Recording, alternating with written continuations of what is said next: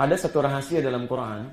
Ternyata ada waktu singkat yang jedanya sangat singkat sekali menjelang fajar. Itu yang disebut dengan sahar namanya. Sahar. Waktu singkat menjelang fajar, kisaran 15 sampai 20 menit saja. Waktu singkat menjelang fajar, kisaran 15 sampai 20. Kadang-kadang ada yang sampai 25-30 menit. Ya, ini waktu singkat. Kalau sudah sampai ke sini, ini yang harus Anda garis bawahi. Jamaknya disebut dengan ashar. Nah, teman-teman sekalian, waktu singkat ini waktu terbaik untuk berdoa, yang kalau Anda memohon dengan benar seketika akan dikabulkan. Plus, waktu terbaik untuk beristighfar, mengoreksi diri, yang kalau Anda beristighfar saat itu, Anda bertobat seketika Allah terima tobatnya. Dan di sini hadisnya hadis qudsi. Yang pertama menerima dari Nabi, hampir semua sahabat senior, 31 orang. Yanzilu Rabbuna tabaraka wa ta'ala, Allah membentangkan rahmatnya ke langit dunia, fi thuluthil akhir minal lail, di setiap akhir sepertiga malam, sahar waktunya. Fayaqulu li ibadi, maka Allah berfirman pada hambanya, hadis qudsi, ya ibadi, hai hambaku, siapa yang meminta sekarang aku akan berikan.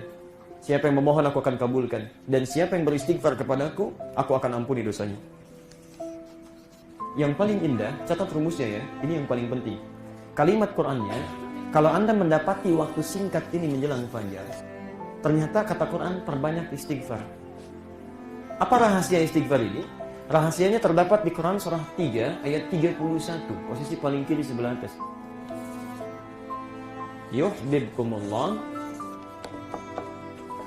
wa yaghfir lakum dzunubakum. Yaghfir lakum dzunubakum. Perhatikan, fokus ya. Qul in kuntum tuhibbunallaha fattabi'uni. Katakan Muhammad, jika kalian serius mencintai Allah, ikuti aku. Ikuti petunjukku, sunnah Nabi. Lihat kalimatnya, yuhibbukumullah, maka Allah akan cintai kalian, cinta Allah. Kalau Allah sudah mencintai seorang hamba, wa yaghfir lakum dzunubakum, maka semua dosanya akan diampuni oleh Allah, ampunan dosa. Persamaan terbaliknya, perhatikan, persamaan terbaliknya, jika seseorang sering minta ampunan kepada Allah, maka lebih cepat dia mendapatkan cinta Allah Subhanahu wa taala. Dan orang yang dicintai oleh Allah, rahasia Quran dia, semua kebutuhannya akan Allah cukupkan bahkan sebelum dia memintakan. Makanya kalau Anda ingin cepat doanya terkabul, perbanyak istighfar. Istighfar, istighfar, istighfar, itu cepat sekali mengabulkan doa. Ini kisah nyata. Zaman Imam Ahmad itu pernah beliau melakukan perjalanan ke Mesir.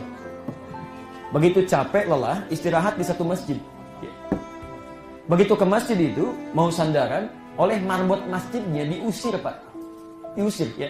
Dia nggak tahu kalau itu Imam Ahmad. Padahal semuka bumi saat itu sangat terdengar namanya, Imam Ahmad, Imam Ahmad. Cuma saking sederhananya, tawadhu'nya, itu marbot masjid nggak kenal. Kata orang masjid ini, ya Syekh, ukhruj.